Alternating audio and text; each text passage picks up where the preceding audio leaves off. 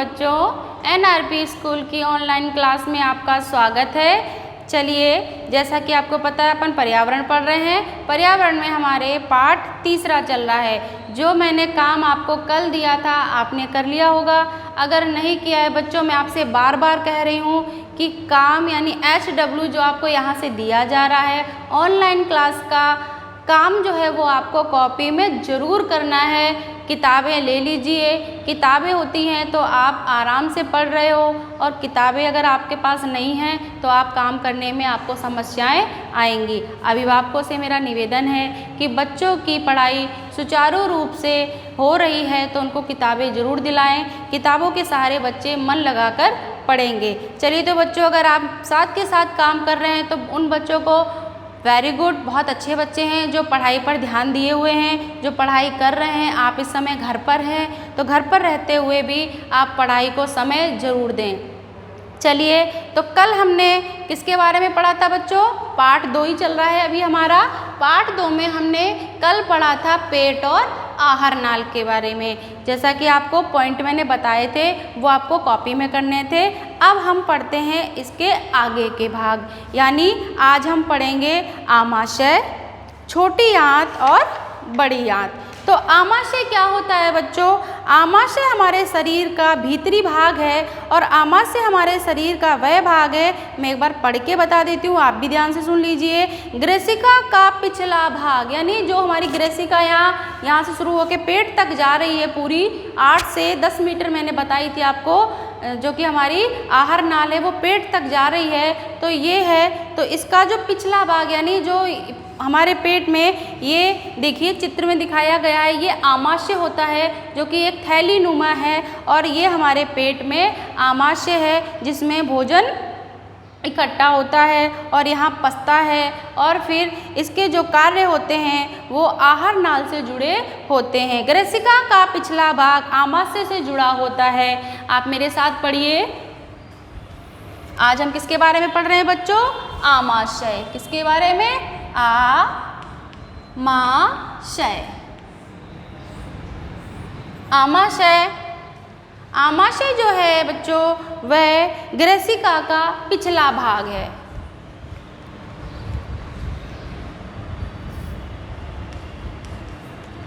ग्रेसिका का पिछला भाग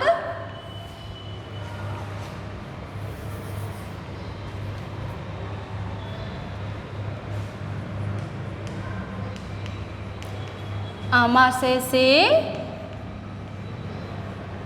जुड़ा रहता है।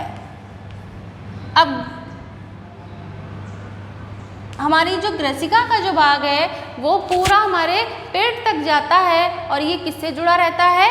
आमाशय से। किससे जुड़ा रहता है बच्चों?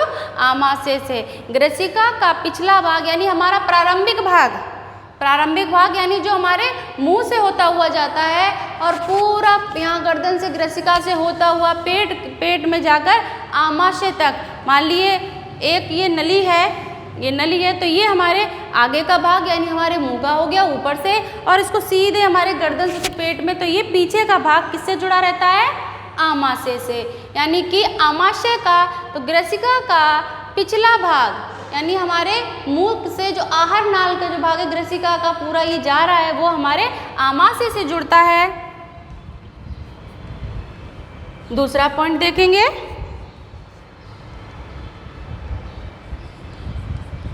आमाशय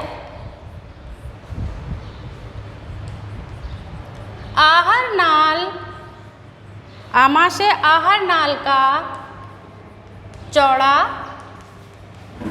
भाग होता है। चौड़ा भाग होता है, यानी कि ग्रेसिका का जो प्रारंभिक भाग है वो तो हमारे मुंह से शुरू होता है, और आमाशय पिछला भाग जो उसका है वो आमाशय से जुड़ा होता है।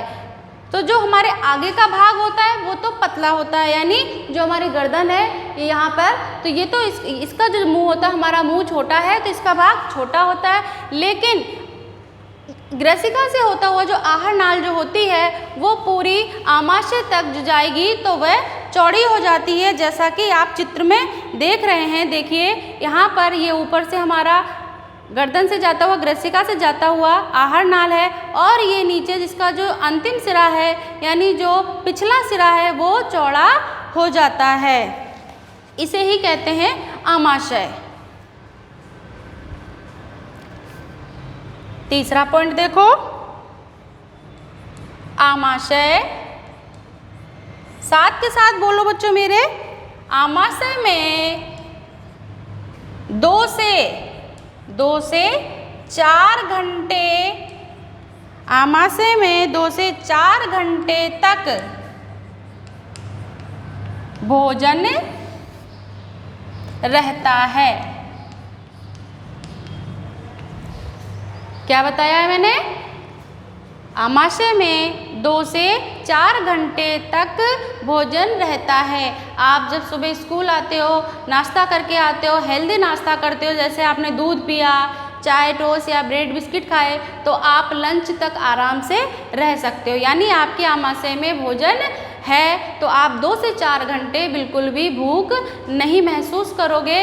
तो यहाँ पर हमें बताया गया है आमाशय में 2 से 4 घंटे तक भोजन रहता है। ग्रसिका का पिछला भाग यानी ग्रसिका का जो पिछला भाग, जो पहला भाग है वो किससे जुड़ा है? मुंह से जुड़ा है। और वही पूरी 8 से 10 मीटर तक की जो आहार नाल है उसका पिछला भाग जो है वो किससे जुड़ा है? आमाशय से जुड़ा रहता है। आमाशय आहार नाल का चौड़ा भाग होता है। यहाँ गर्दन में तो हमारी पतली नली है, नाल है, लेकिन पेट में जाकर आमाशय चौड़ा हो जाता है, जहाँ पर हमारा भोजन 2 से 4 घंटे तक रहता है। ये हमारे आमाशय के बारे में मैंने आपको यहाँ बताया है। बच्चों ध्यान से आप पढ़िए, ध्यान से आप अगर इनको लिखकर याद करेंगे तो आपको ज़रूर याद होंगे। अब मैं आपको बता रही हूँ किसके बारे में? छोटी आंत। किसके बारे में? छोटी आंत। हमारे पेट में ही ये सारे भाग होते हैं। पेट में ही आहार नाल, आमाशय, छोटी आंत और बड़ी आंत, यानी ये जो हिस्सा अपना है, ये जो आप देख रहे हो, इसी में अंदर की तरफ, शरीर के अंदर, आप ऊपर से तो पेट बोलते हो लेकिन अंदर इसमें हमारे आमाशय है, छोटी आंत है, बड़ी आंत है, जिसमें भोजन रहता है, पचता है, और भोजन जो हम करते हैं वो भी 2 से 4 घंटे रहता है। अब छोटी आंत देखिए, यहाँ भोजन का पाचन होता है। अब आमाशय में भोजन का पाचन भी होता है। चौथा पॉइंट भी लिखिए, आमाशय में भोजन का पाचन होता है। आमाशय में भोजन का पाचन होता है। आमाशय का अंतिम भाग, आमाशय का जो बिल्कुल लास्ट का भाग होता है वो क्या कहलाएगा? वो किससे जुड़ा होता है? ग्रहणी से। ग्रहणी से यानी जिसे आम भाषा में नाड़ी भी कहा जाता है, या पेट का जो आमाशय का अंतिम भाग है वह किससे जुड़ा रहता है? ग्रहणी से। आमाशय का अंतिम भाग, आमाशय का अंतिम भाग ग्रहणी से जुड़ा होता है या रहता है। देखिए, ग्रसिका का पिछला भाग आमाशय से जुड़ा रहता है। आमाशय आहार नाल का चौड़ा भाग है। आमाशय में 2 से 4 घंटे तक भोजन रहता है। आमाशय में भोजन का पाचन होता है। आमाशय का अंतिम भाग ग्रहणी से जुड़ा होता है। चलिए, ये हमारे आमाशय के बारे में चर्चा हुई। छोटी आंत। अब छोटी आंत देखिए, आप इसको उतार लीजिए बच्चों, कॉपी में आप इसको नोट्स के रूप में या अपने जो आपकी पर्यावरण की कॉपी है उसमें लिख के रख सकते हैं, ताकि आप याद करें। इससे संबंधित जो प्रश्न होंगे वो प्रश्न भी आप हल कर सकते हैं। मिटा रही हूँ मैं, आप इसको ध्यान से पढ़ेंगे।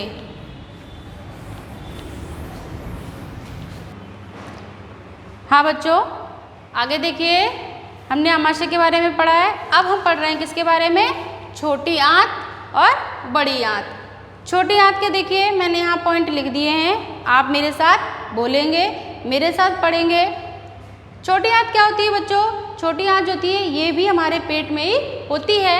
अब इसके क्या काम है, ये क्या करती है? देखिए, ग्रहणी से भोजन छोटी आंत में आता है। आप जो खाना खाते हो, मुंह से खाना खाते हो, नाल अपनी जो आहार नाल होती है इससे खाना आता है और हमारे आमाशय में आकर रहता है। फिर ये कहाँ जाता है? हमारे ग्रहणी से होता हुआ हमारे छोटी आंत में आ जाता है। ठीक है, फिर अब छोटी आंत की जो लंबाई होती है, आंत यानी लंबी होती है, ये ऐसे गोल गोल होकर हमारे पेट में रखी रहती है। इसकी लंबाई लगभग कितने मीटर होती है बच्चों? 6 मीटर। इसकी लंबाई लगभग 6 मीटर होती है। छोटी आंत में भोजन का अवशोषण होता है। जब हम खाना खाते हैं तो खाना जब हमारे पेट में जाता है, हमारे आमाशय में रहता है, फिर हमारी छोटी आंत में जाता है, तो वहाँ पर भोजन का अवशोषण यानी जो हमारे वहाँ पर भोजन जब जाता है तो भोजन से ही हमारे शरीर में खून बनता है। तो जो भोजन हमारे शरीर में खून बनाने का काम करता है तब और बचा हुआ होता है वो अवशोषित हो जाता है, वो हमारी कहाँ जाता है? बड़ी आंत में, जो कि मैं आगे बताऊंगी। ये हमारी छोटी आंत हुई है। इसके 3 पॉइंट हैं जो मैंने यहाँ लिखे हैं बच्चों, आप ये कॉपी में उतार लेंगे ताकि आपको याद करने में, पाठ से संबंधित प्रश्न उत्तर करने में परेशानी ना हो। वापस से बोलिए मेरे साथ, छोटी आंत, ये ग्रहणी से भोजन छोटी आंत में आता है। जो आप भोजन करते हो वो ग्रहणी से होता हुआ कहाँ आता है? छोटी आंत में। फिर इसकी लंबाई कितनी होती है? छोटी आंत की बच्चों लंबाई कितनी होती है? 6 मीटर की। प्रश्न बनता है ना हमारा, छोटी आंत की लंबाई कितनी होती है? छोटी आंत की लंबाई 6 मीटर होती है। फिर छोटी आंत में भोजन का क्या होता है? छोटी आंत में भोजन का अवशोषण होता है। ये छोटी आंत हुई। अब हम बड़ी आंत के बारे में पढ़ रहे हैं। बड़ी आंत देखिए मैंने यहाँ लिखा है, आप पढ़ो पहले। छोटी आंत का अंतिम भाग, यानी छोटी आंत का जो अंतिम भाग है वो किससे जुड़ा है? बड़ी आंत से है। वो उसका कौन सा भाग? चौड़ा वाला। छोटी आंत का अंतिम भाग एक चौड़ी नलिका से जुड़ा होता है जिसे बड़ी आंत कहते हैं। प्रश्न बन रहा है ना अपना बच्चों, बड़ी आंत किसे कहते हैं? तो आप इसका उत्तर पूरा क्या लिखोगे? छोटी आंत का अंतिम भाग, यानी छोटी आंत का जो आखिरी का जो हिस्सा होता है, जो आखिरी का जो भाग है वह चौड़ी नलिका से, यानी चौड़ी नली होती है, वह चौड़ी नलिका से जुड़ा होता है, उसे ही हम क्या कहते हैं? बड़ी आंत कहते हैं। फिर इसकी लंबाई, बड़ी आंत की लंबाई कितनी होती है बच्चों? इसकी लंबाई 2 मीटर होती है।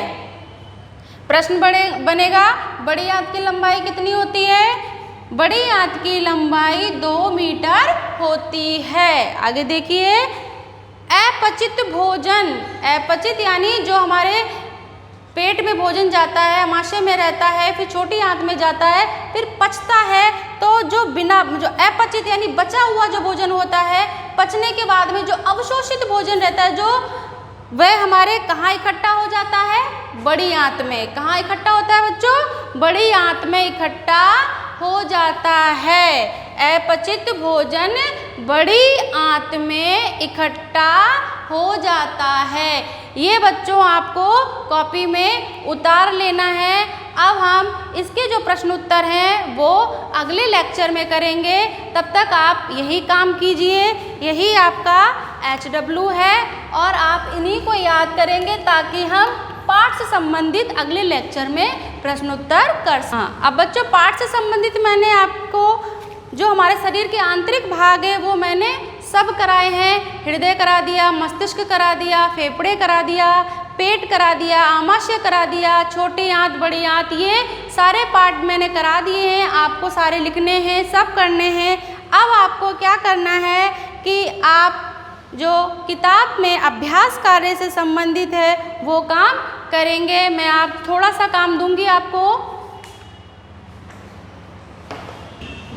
हाँ बच्चों, जो भी मैंने आपको पाठ पढ़ाए हैं अब उनको आप घर पर बैठ के कॉपी में जो आपने लिखे हैं वो पढ़ने हैं, वो याद करने हैं। फिर मैं आपको कल इसी से संबंधित प्रश्नोत्तर अभ्यास कार्य कराऊंगी।